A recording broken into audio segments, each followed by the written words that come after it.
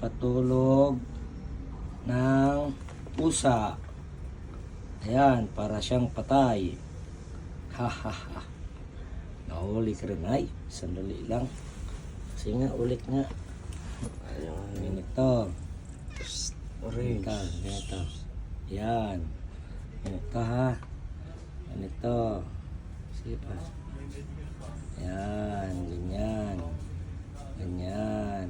Ganyan kayo magpatulog ng ng parang patay yung pusa. Yan. O, di ba? Ganon. Ganon ang pusa, oh. Umakin mo. Di ba? Ito, entertainer tong pusa na ito eh.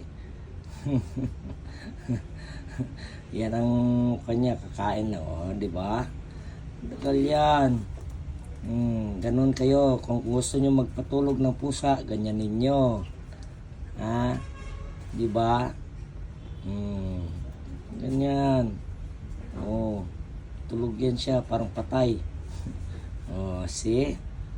Parang patay yan siya. Oh, nakabukaka pa. Oh. Oh, galing no? Ganun lang yun.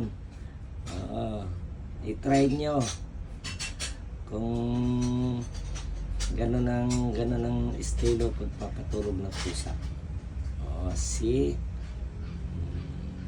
Galing. Galing talaga ito. Oh. Wala, sige. Tulog pa more. Tulog.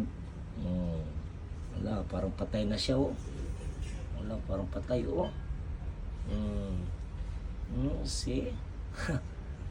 Ayan, entertainer tong pusa namin na yan, ha. Nagising na.